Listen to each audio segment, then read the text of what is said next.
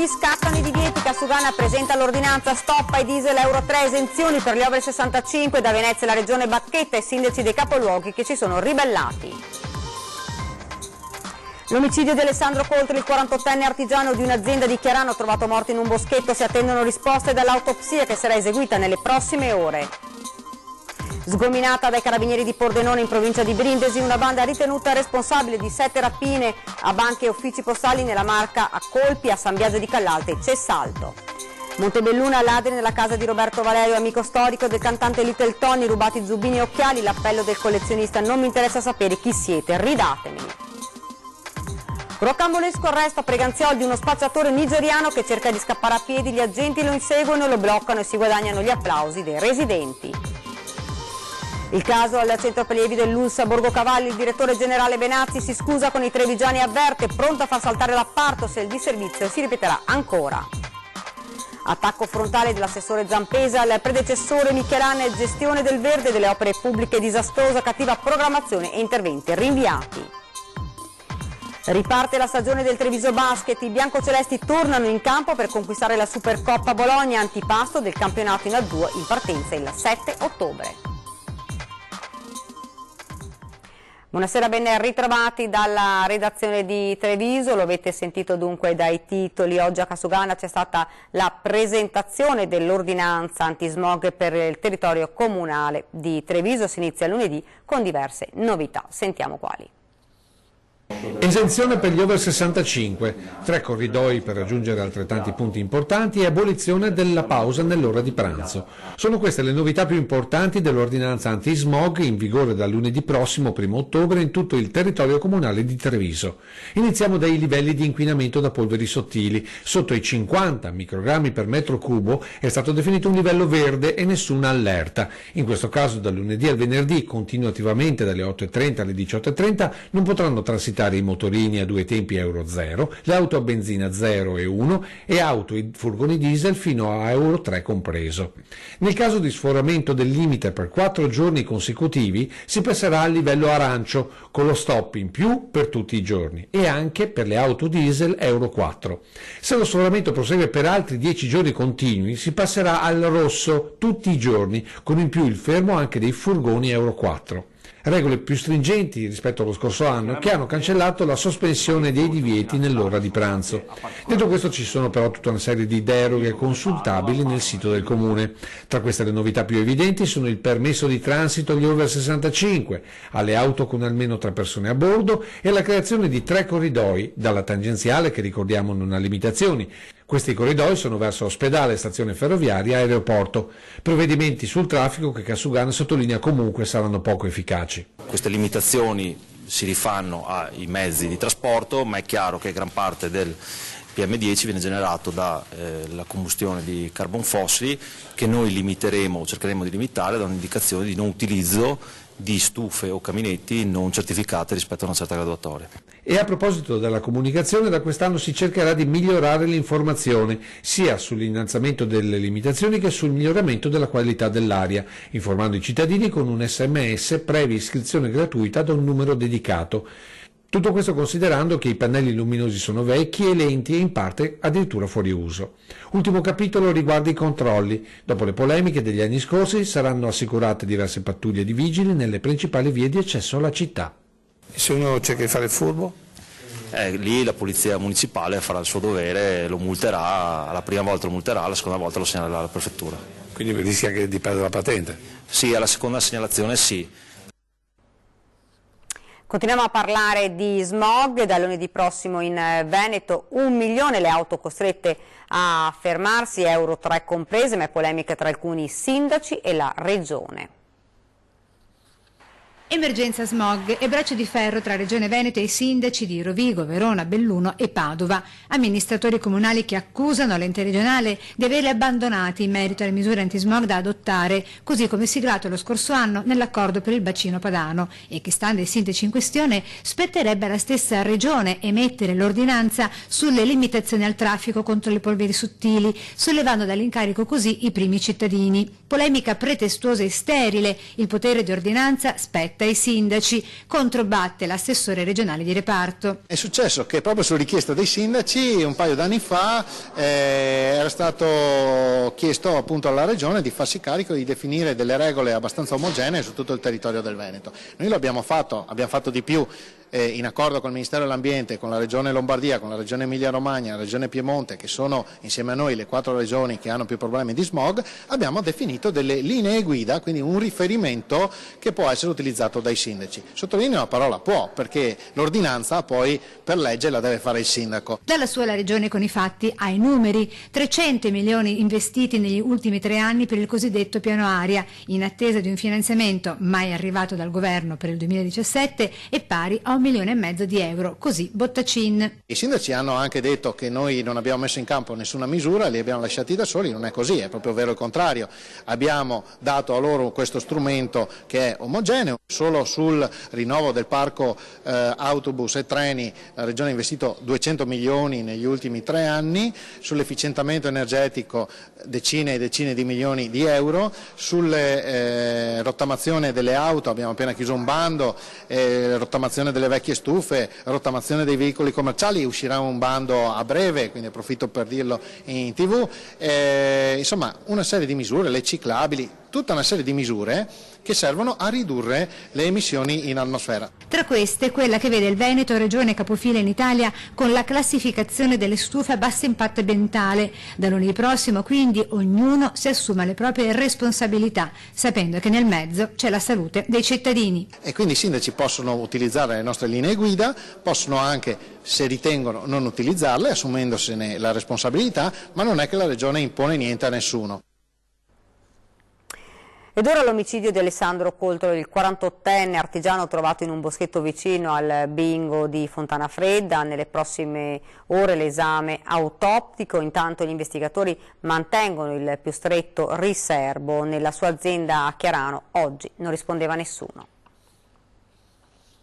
In questo boschetto di Fontana Fredda è stato trovato privo di vita Alessandro Coltro, 48 anni, l'artigiano che lavorava a Chiarano in un'azienda assieme ad un socio da qualche anno. Oggi nella sede della Water Service nessuno rispondeva, ma in realtà, spiegano alcuni imprenditori e lavoratori della zona, i 2 soci non si vedevano spesso in zona. La ditta quasi sempre chiusa, un giallo così come rimane per l'omicidio del 48enne residente nel Sacilese, trovato con un colpo d'arma alla nuca, un piccolo calibro, forse una 22, che non è stata ancora trovata dagli investigatori. Nel video del Messaggero Veneto le immagini del luogo dove è stato trovato il corpo. Una persona tranquilla, appassionata di calcio, amata e ben voluta. Lo descrivono così i vicini di casa e gli amici. Il corpo è stato trovato poco lontano dalla sua auto, ferma nel parcheggio, portiere aperte, il suo cellulare sul sedile. L'ultimo messaggio che avrebbe inviato su WhatsApp intorno alle 19:30, poi il silenzio. È stata la madre dell'uomo a lanciare l'allarme dopo non aver avuto più notizie del figlio, una ricerca che è durata poco tempo. Prima è stata trovata la macchina, poi il suo corpo. Gli investigatori non escludono nulla, ma mantengono il più stretto riservo. Non ci sarebbe al momento nessun movente, forse in quella zona doveva incontrare qualcuno, nessuno sembra aver sentito niente. I carabinieri di Pordenone, che stanno indagando e a queste ore stanno anche visionando le immagini delle videocamere di sicurezza, forse i filmati potranno dare delle risposte. Il corpo non sarebbe stato trascinato fino al boschetto, Coltro sarebbe andato con le sue gambe in quella zona, perché forse costretto da qualcuno? Troppe domande che ancora non hanno una risposta. Si attende ora l'esame autoptico che dovrebbe essere eseguito nelle prossime ore. In tanti militari stanno sentendo tutti, il socio, gli amici, la famiglia, per chiudere il cerchio su quello che per ora è un omicidio avvolto nel mistero. Continuiamo con la cronaca, con l'operazione dei Carabinieri di Pordenone che ha consentito di disarticolare una banda di pregiudicati pugliesi ritenuta responsabile di 7 rapine a uffici postali e banche del nord-est.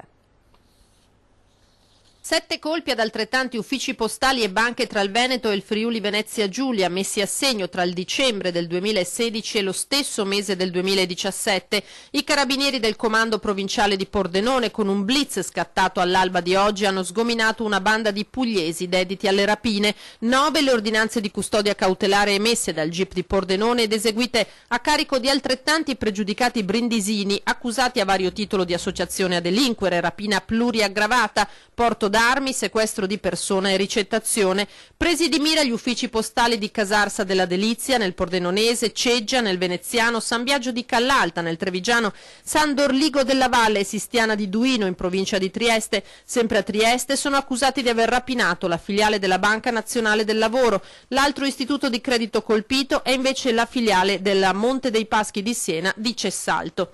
La banda si introduceva all'alba attraverso finestre, feritoio, calandosi dal tetto negli edifici ancora deserti, poi aspettava l'arrivo del direttore, costringendolo a consegnare il denaro in cassaforte. Non a caso 5 banditi erano stati arrestati proprio a Olmi di San Biagio di Callalta il 2 dicembre del 2017, mentre si introducevano nell'ufficio postale. L'operazione, portata a termine in queste ore, ha permesso di disarticolare completamente il sodalizio.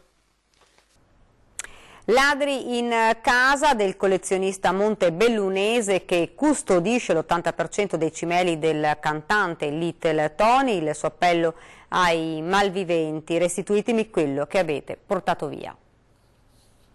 Ladri nella casa dell'imprenditore Roberto Valerio a Montebelluna, amico storico del cantante Little Tony e detentore della più grande collezione di cimeli dell'interprete di Cuore Matto. Assente da casa per qualche giorno, Valerio al rientro ha fatto la brutta scoperta: spariti 4 giubbini e altrettante paia di occhiali di Little Tony. Un furto su commissione, secondo l'imprenditore, visto che i malviventi non hanno toccato altri preziosi su cui potevano mettere le mani e che i cimeli rubati sono difficilmente piazzabili sul mercato. È un materiale che non possono né venderle e neanche usarlo e neanche metterlo in mostra, perché è tutto archiviato e fotografato e filmato.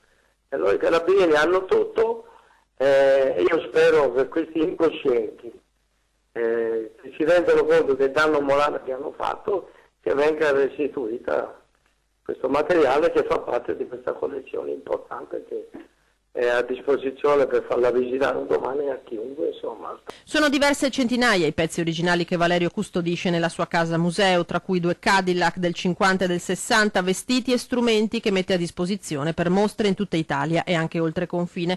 Ora dovrà con calma verificare che il furto si sia limitato a giubbini e occhiali. Può darsi che mancano altre cose, perché devo verificare tutta la collezione con le foto, pian pianino verificherò se manca qualcos'altro. Valerio da sempre si batte perché Montebelluna, di cui il cantante scomparso nel 2013 era cittadino onorario, gli dedichi uno spazio ed eventi adeguati. Un'amicizia nata a Valdobbiadene nel 78, ricorda, un rapporto umano proseguito per più di 30 anni che rende il furto subito doloroso anche dal punto di vista affettivo. Io lancio un appello che chiunque sia stato a prendere che me lo ridia. Io non chiedo né come né cosa, basta che mi ridia queste cose care a me, insomma, ecco. Alla fine sono partiti gli applausi della gente. Non parliamo di uno spettacolo, ma dell'arresto di uno spacciatore a Frescada di Preganziolo. Quando ha capito di avere di fronte gli investigatori della squadra mobile, ha cercato di scappare a piedi, scavalcando recinzioni, saltando nei giardini delle abitazioni. Un rocambolesco inseguimento al termine del quale è stato arrestato con tanto di applausi da parte dei residenti che hanno assistito sbigottiti alla scena. A finire in manette a Preganziolo uno spacciatore nigeriano di 36 anni, da tempo tenuto sotto controllo da parte della polizia, che ha dunque riscosso l'apprezzamento dei cittadini. Nel corso dell'operazione, che ha portato al sequestro di diverse dosi di sostanza stupefacente, alcuni cittadini si sono complimentati con gli investigatori che in quel momento hanno operato per la cattura dello spacciatore. Il pusher viveva a Frescada in un'abitazione di via Vittorio Veneto, dove gli abitanti del quartiere notavano da qualche tempo uno strano via vai. Non erano che i clienti che andavano a rifornirsi di stupefacente. D'altro canto il 36enne non era nuovo all'ambiente della droga e quando è stato fermato nascondeva una trentina di dosi di cocaina, circa 18 grammi, in un pacchetto di caramelle. Si tratta di un soggetto che era già dedito ad attività di spaccio e annoverava alcuni precedenti a suo carico. Sotto la guida della Procura della Repubblica di Treviso verranno svolte le necessarie attività di accertamento e riscontro di quella che era la sua attività di spaccio e il conseguente giro d'affari. Ed ora il soccorso sul Cansiglio a Fregona di una 70enne che si è persa andando a funghi. Si era inoltrata nel bosco in cerca di funghi, senza più riuscire a orientarsi, mentre il buio intanto calava e la temperatura scendeva. Paura ieri sera sul Pizzoc per una settantenne di Ormelle che non ha più fatto rientro. A dare l'allarme al suo 118 alle 20 il marito. La coppia era arrivata sulla strada del Taffarel, poi lei si era inoltrata nel bosco mentre il marito l'aspettava vicino alla macchina. Quando però la donna non è ritornata e al telefono cellulare non rispondeva per la totale assenza di copertura, l'uomo ha chiesto aiuto. Sul posto si sono portate le squadre del soccorso alpino delle Prealpi Trevigiane e dell'Alpago, che hanno iniziato a perlustrare i sentieri finché verso le 22 la settantenne, che smarrita la direzione per tornare alla macchina aveva continuato a camminare attraversando la piana del Cansiglio, era riuscita a raggiungere località Campon e una casa abitata. Lì il proprietario ha richiamato l'attenzione di un soccorritore di passaggio e la pensionata è stata riaccompagnata dal marito. Disagi per chi ieri si è recato al centro prelievi dell'ULSS a Borgocavalli, Ressa e coda per ore con cittadini che stremati se ne sono andati chiedendo il rimborso del ticket. Oggi le scuse del direttore generale Francesco Benazzi, pronto a far saltare l'appalto se il disservizio si ripeterà ancora. Un'immagine che da sola racconta qual era la situazione ieri mattina al centro prelievi dell'ULSS 2 di Borgocavalli. Centinaia di persone in attesa, tempi biblici, gente che alla fine se n'è andata imprecando e chiedendo il rimborso per la mancata prestazione. Non un caso isolato, ma una situazione che si è ripetuta dopo i casi dei centri prelievi di Mogliano e del paziente mandato in un altro CUP perché l'infermiere di turno non riusciva a trovargli la vena. E oggi il direttore generale innanzitutto si rivolge così ai cittadini. Intanto ci scusiamo con gli utenti per il disservizio che è stato sostanzialmente provocato dal Consorzio Vision, che è il consorzio che ha vinto l'appalto dei prelievi. Ieri mancavano 2 operatori e il consorzio non li ha sostituiti, aveva l'obbligo contrattuale di sostituirli, per cui ci siamo trovati a fare 476 persone, di cui 290 in accesso diretto, con 2 persone in meno, 2 prelevatori in meno, quindi con 2 postazioni in meno. Questo ha creato ovviamente che la gente ha dovuto fare una coda e quindi un disservizio. Ma al di là delle scuse, i cittadini chiedono che il fatto non si ripeta e anche per questo il direttore ha subito aperto un procedimento nei confronti dei responsabili. Questo disservizio è stato notificato immediatamente al consorzio ed è un ulteriore tassello che noi mettiamo sopra, perché se questi disservizi continuano chiaramente si va alla risoluzione contrattuale. E dopo il secondo caso l'avviso al Consorzio Vision sui disservizi è più che mai esplicito. Se questi cominciano a essere numerosi, 3 o più, noi ci riserviamo di poter utilizzare la clausola contrattuale per anche arrivare, se serve, a una risoluzione contrattuale. Ed ora ci fermiamo, c'è la pubblicità, rimanete con noi.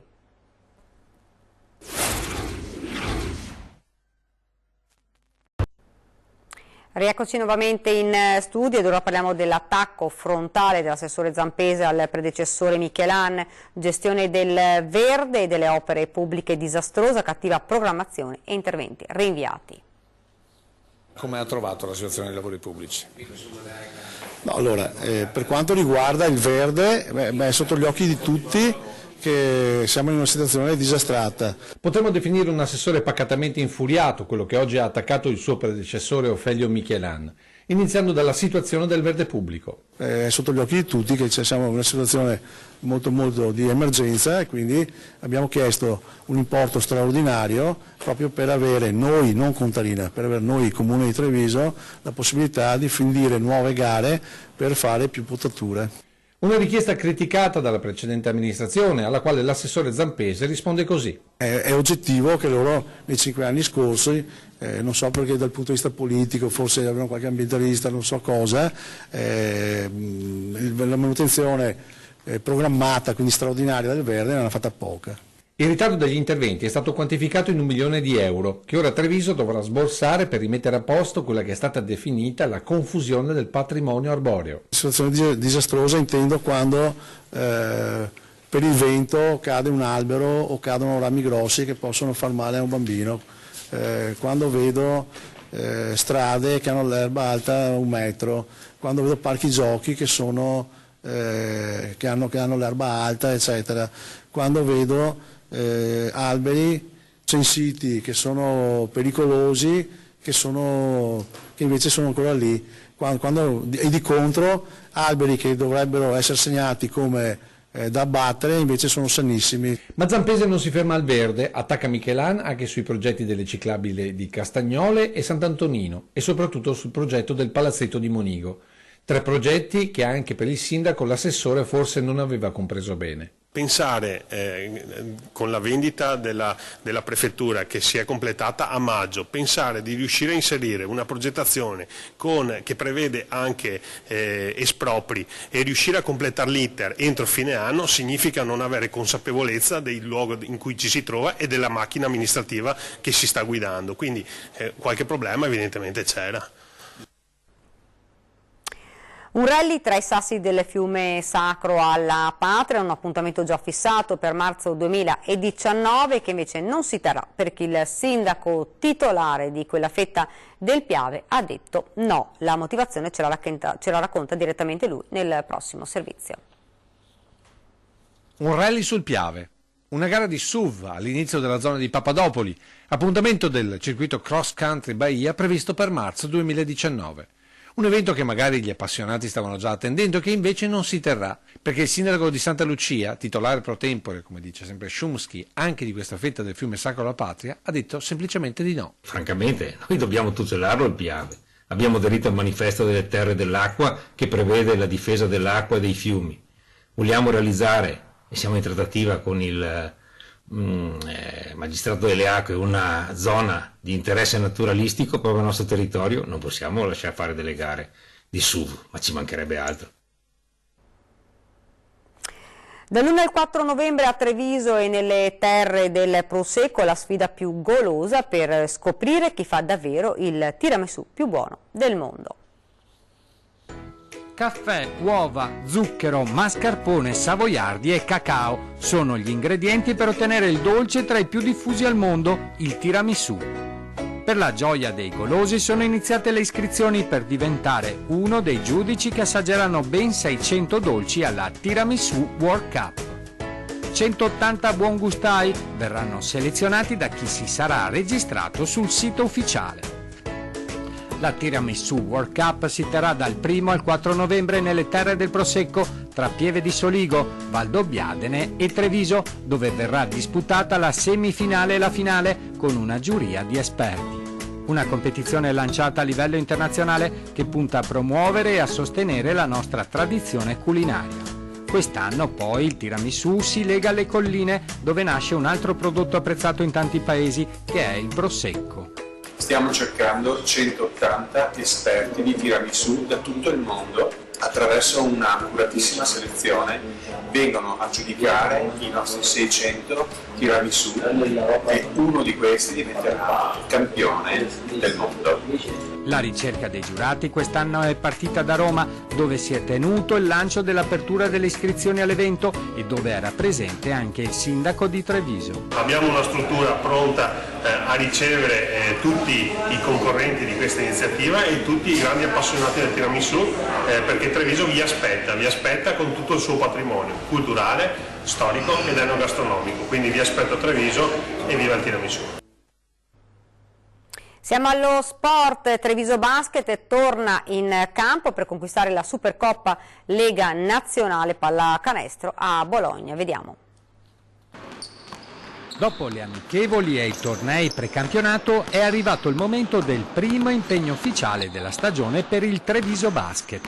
Domani e sabato al Paladozza di Bologna verrà disputata la Supercoppa 2018.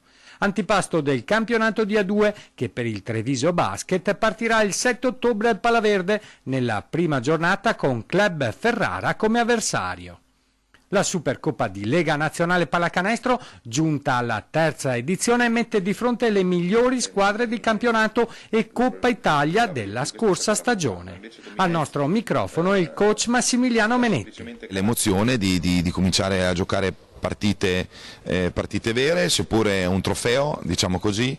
Ho parlato di equilibrio perché comunque sarà un trofeo che in ogni caso non cambierà il volto della nostra stagione, ma però ci potrà dare delle indicazioni, ci darà modo di avere una settimana per o continuare sulla strada che stiamo percorrendo o eventualmente anche per fare degli aggiustamenti in funzione della prima di campionato. A Bologna, tra le big del campionato di A2, si parte a giocare con Casale Monferrato, finalista playoff 2018. Giocano con grande personalità, giocano con grande sicurezza, seppur anche loro naturalmente sono dentro al precampionato, e però anche loro immagino che avranno la voglia di ricominciare da dove hanno lasciato e quindi da una finale. Quindi sarà una partita dura contro una squadra che ci presenterà tante difficoltà, e noi vorremmo fare lo stesso alla pariglia, diciamo così. Bene, prima di chiudere vi ricordo questa sera la nostra trasmissione 20 e 10, ospiti in studio Stefano Fracasso del PD e Riccardo Barbisan della Lega. E con questo è davvero tutto, vi lascio alle previsioni del tempo, grazie davvero per averci seguito, buona serata.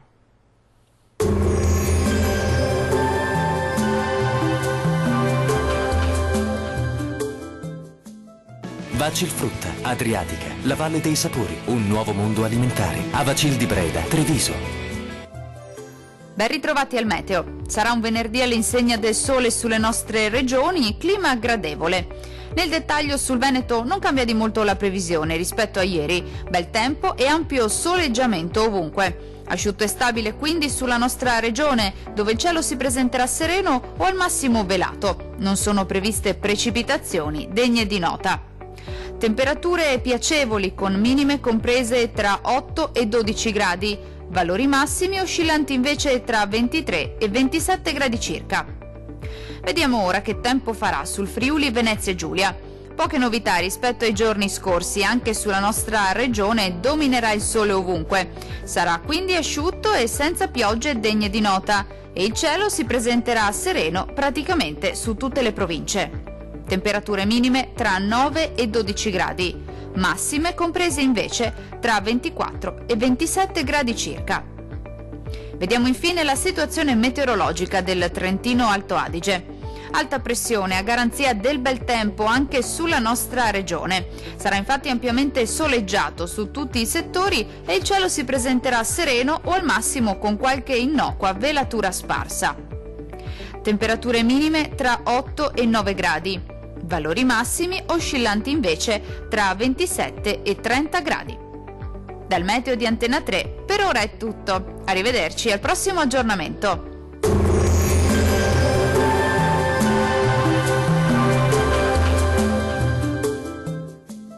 Vacil Frutta, Adriatica, la Valle dei Sapori, un nuovo mondo alimentare. Avacil di Breda, Treviso.